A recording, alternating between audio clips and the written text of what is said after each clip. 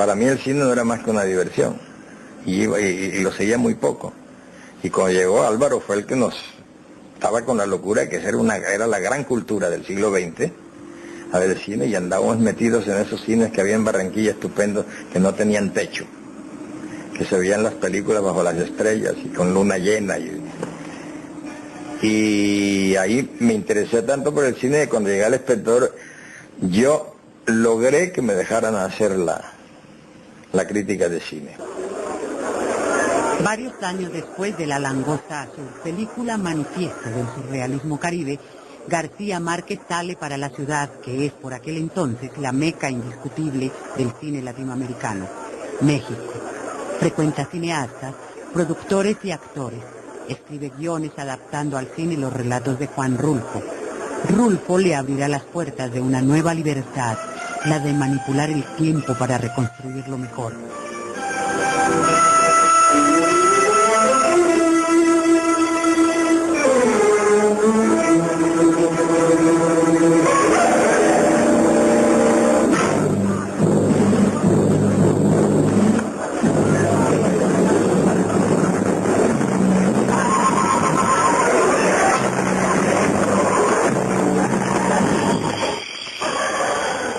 Sin embargo, el cine es una empresa complicada y azarosa. Decepcionado, García Márquez abandona momentáneamente el cine para consagrarse a la escritura. Deus irredevit ladrones. Qué raro, ¿verdad? Sí, con esos peligros para ese velorio. Entonces, yo llegué a tenerle tanto amor al cine que pensé en hacer cine por lo mismo que hice literatura, novela y cuento, y por lo mismo que hice periodismo, que era otra manera de contar la vida. Soy del pueblo, pueblo soy, ya donde me lleve el pueblo voy. Soy del pueblo, pueblo soy, ya donde me lleve el pueblo voy.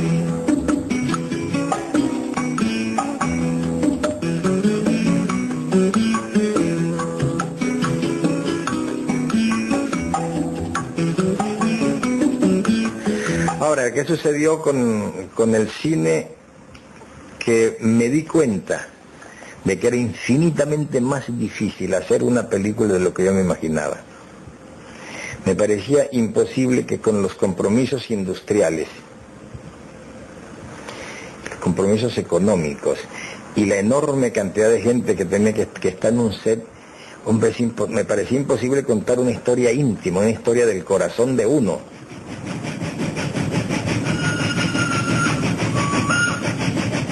Preparado para otra batalla larga y estéril, le contesté con más calma que en las veces anteriores. Dígale que lo único que quiero en la vida es ser escritor y que lo voy a hacer. El tren hizo una parada en una estación sin pueblo y poco después pasó frente a la única finca bananera del camino que tenía el nombre escrito en el portal, Macondo. Lo había usado ya en 3 libros como nombre de un pueblo imaginario, cuando me enteré en una enciclopedia casual que es un árbol del trópico parecido a la ceiba, que no produce ni flores ni frutos y cuya madera esponjosa sirve para hacer canoas y esculpir trazos de cocina. Sin embargo, al término de la ceremonia y en presencia del prefecto apostólico, del alcalde militar que disparaba contra las nubes, de su esposo reciente y de su abuela impasible, Heréndira se encontró de nuevo bajo el hechizo que la había dominado desde su nacimiento. Cuando le preguntaron cuál era su voluntad libre, verdadera y definitiva, no tuvo ni un suspiro de vacilación. En nombre de Dios, hija, ahora que estás casada, dinos cuál es tu voluntad libre, verdadera y definitiva. Sí quiero ir, pero no me voy con él, sino con mi abuela. A unos 600 kilómetros al norte de México capital, en el estado de Zacatecas, se está rodando una película en pleno desierto. Su título es La increíble y triste historia de la cándida Heréndira y de su abuela desalmada. La actriz principal es Irene Papas y el director Rui Guerra. La película Lleva ya varios días de rodaje y su guionista aparece de cuando en cuando por el set. Su nombre es Gabriel García Márquez, Premio Nobel de Literatura 1982. Gabriel, ¿cómo se ve el mundo a los 54 años y con el Premio Nobel en el bolsillo? Un poco abrumador. Primero porque el Premio Nobel pesa mucho. Y segundo porque a los 54 años uno tiene todavía la esperanza de que dure mucho. ¿Pero pesa para bien o para mal? Para ambas cosas. Es decir, lo que pesa no es tanto... El Premio Nobel pesa como responsabilidad. Y eso es para bien. Pesa para mal por la enorme cantidad de fama suplementaria que trae. Y que, en fin, yo creo que para mí no era necesaria. Bueno, en este sentido tú siempre has dicho que la fama dificulta un poco, perturba el sentido de la realidad, ¿no? Sí. Menos mal que yo tengo ya un poco de entrenamiento, porque al contrario de lo que le ha sucedido a otros premios Nobel que eran desconocidos y que de pronto, a una edad avanzada, se encuentran con esta responsabilidad en la mano, yo ya tengo una cierta experiencia en el manejo de lo que se llama la fama, que es esto de que uno entra a desayunar y le hagan que se le enfríe el café mientras firma autógrafos. Eso ya estoy yo bastante acostumbrado, ya lo sé hacer, de manera que eso no será lo nuevo en el Premio Nobel. Para mí lo nuevo será el ensanchamiento del ámbito de acción, sobre todo para algunas cosas en materia política en América Latina que creo que se pueden hacer mejor siendo Premio Nobel que no siéndolo. Hoy es el día. Mañana cumplo 90 años. Y quiero regalarme una noche de amor loco con un adolescente virgen.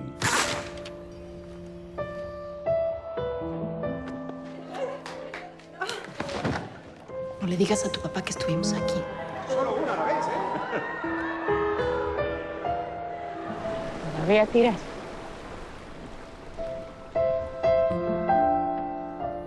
Te desapareces 20 años y ahora vuelves para pedir imposibles. Nunca me he enamorado. Te tengo un regalo. La niña. Prométeme que te casas joven con una mujer blanca.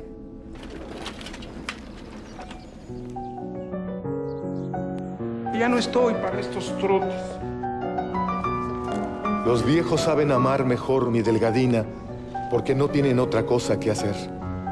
Los jóvenes, en cambio, piensan en la vida que comienza, en el trabajo, en el éxito y el dinero. Para los viejos, nada de eso importa ya. Que sin importar qué seas, la muerte puede estar esperándote a la vuelta de la esquina. ¿Ya volviste? Demencia senil. Mamá, ahora soy un hombre viejo.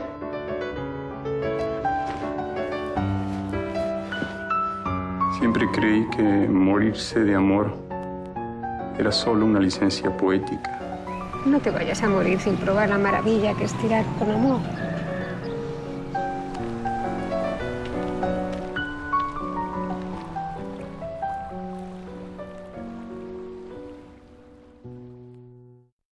Antonio Pigafetta, un navegante florentino que acompañó a Magallanes en el primer viaje alrededor del mundo, escribió a su paso por nuestra América meridional una crónica rigurosa que sin embargo parece una aventura de la imaginación. Contó que había visto cerdos con el ombligo en el lomo y unos pájaros sin patas, cuyas hembras empollaban las espaldas del macho, y otros como alcatraces sin lengua, cuyos picos parecían una cuchara. Contó que había visto un engendro animal con cabeza y orejas de mula, cuerpo de camello, patas de ciervo y relincho de caballo. Contó que al primer nativo que encontraron en la Patagonia le pusieron enfrente un espejo y que aquel gigante enardecido perdió el uso de la razón por el pavor de su propia imagen.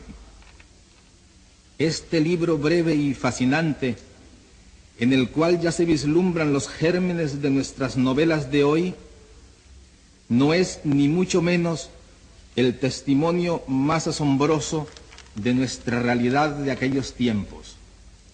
Los cronistas de Indias nos legaron otros incontables. Ahora que los ladros perran, ahora que los cantos gallan, ahora que al bando la tocas las altas suenas campanan, y que los ebusnos burran, y que los gorjeos pájaran, y que los gruños marranan, vengo a penarte mis cantas ventano de tus debajas. Eso es de la literatura colombiana. Estoy seguro que poca gente lo recuerda. Colombia, 6 de marzo de 1927. Un aguacero torrencial cae sobre las bananeras que rodean un pequeño pueblo llamado Aracataca. Aquel día nace Gabriel García Márquez bajo el signo conjugado del Atlántico y del Trópico. 55 años más tarde, el Premio Nobel de Literatura consagra al autor de una obra maestra que le dio la vuelta al mundo.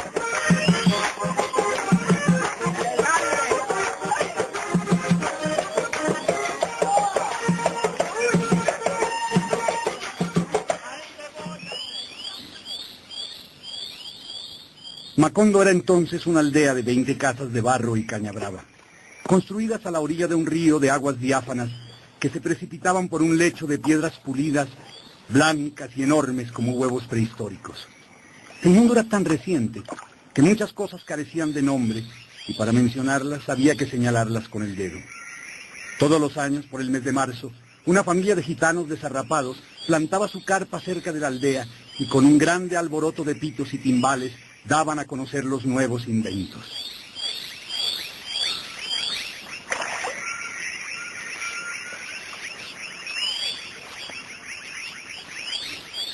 Yo, desde que nací, sabía que iba a ser escritor. Quería ser escritor. Tenía la voluntad, la disposición, el ánimo y la aptitud para ser escritor. Siempre escribí, nunca pensé que pudiera hacer otra cosa. Nunca pensé que de eso pudiera vivir.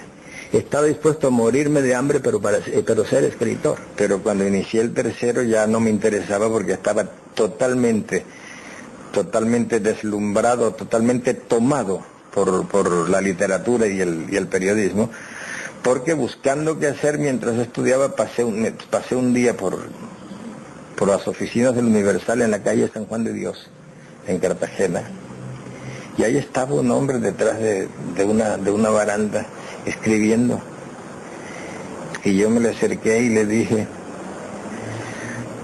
yo no sé de dónde lo saqué, con una terrible timidez que tuve siempre y que en ese momento era mucho más acentuada, y después me estaba metiendo en una cosa de la cual no tenía la menor idea. Fue que yo le dije, yo quiero trabajar aquí. Y me dice, pero ¿tú qué haces? No, yo escribo. ¿Y tú cómo te llamas? Y le dije el nombre, y había leído los cuentos del Espectador y la nota de Salamea. Era Clemente Manuel Zavala. Me dijo, siéntate ahí y escríbeme una nota. Se puso feliz. Y ese día era periodista ya.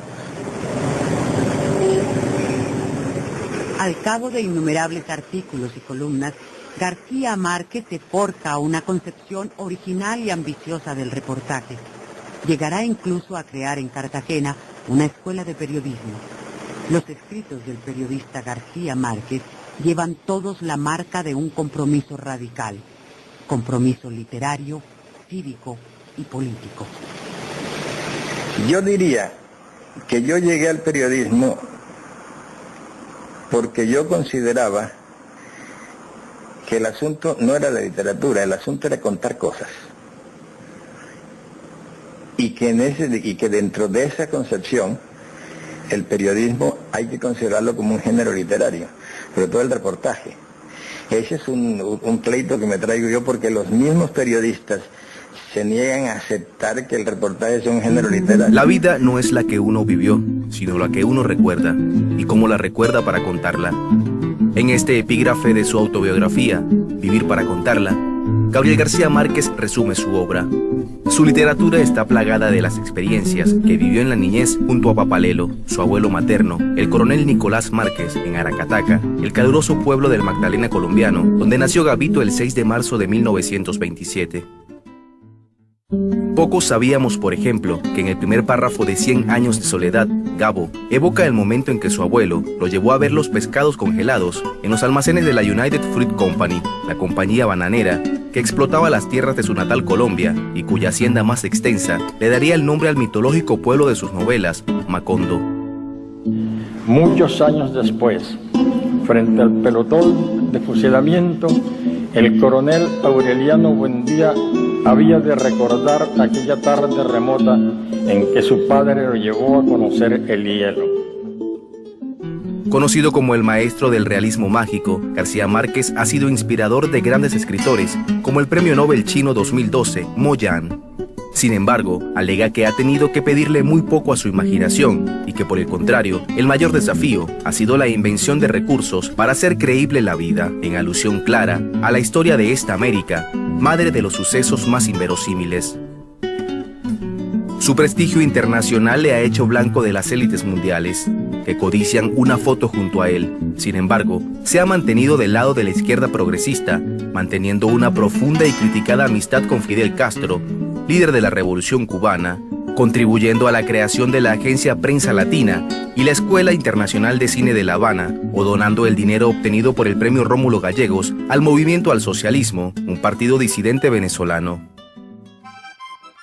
Como él mismo reconoce, jamás se imaginó como escritor, y llegó a ser uno gracias al desafío hecho por el director del suplemento literario del Espectador, quien afirmaba que en Colombia no había jóvenes que escribieran. Al siguiente domingo, un cuento enviado por el joven García Márquez era publicado a página completa en el diario. Luego de esto, no ha parado de escribir. Más de una docena de novelas, guiones de cine, reportajes, ensayos y cuentos conforman su vasta bibliografía, que lo hicieron merecedor en 1982 del Premio Nobel de Literatura, dándole la dimensión de quien considera su maestro, el estadounidense William Faulkner, aunque Gabo no se sintiera digno de estar en el lugar que éste ocupó 32 años antes. En su discurso en Estocolmo, García Márquez instaba al mundo a la creación de una nueva y arrasadora utopía de la vida, donde nadie pueda decidir por otros hasta la forma de morir, donde de veras sea cierto el amor y sea posible la felicidad, y donde las estirpes, condenadas a 100 años de soledad, tengan por fin y para siempre una segunda oportunidad sobre la tierra. El legado de Gabriel García Márquez se resume en su simple pero fiel creencia en que la vida de todo el mundo pudiera ser mejor por el simple hecho de llevar siempre un libro en el morral.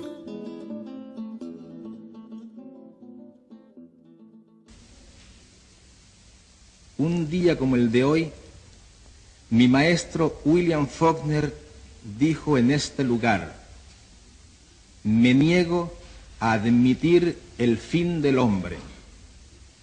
No me sentiría digno de ocupar este sitio que fue suyo si no tuviera la conciencia plena de que por primera vez desde los orígenes de la humanidad, el desastre colosal que él se negaba a admitir hace 32 años es ahora nada más que una simple posibilidad científica. Ante esta realidad sobrecogedora, que a través de todo el tiempo humano debió de parecer una utopía, los inventores de fábulas que todo lo creemos, nos sentimos con el derecho de creer que todavía no es demasiado tarde para emprender la creación de la utopía contraria, una nueva y arrasadora utopía de la vida, donde nadie pueda decidir por otros hasta la forma de morir, donde de veras sea cierto el amor y sea posible la felicidad, y donde las estirpes condenadas a 100 años de soledad tengan por fin y para siempre una segunda oportunidad sobre la tierra.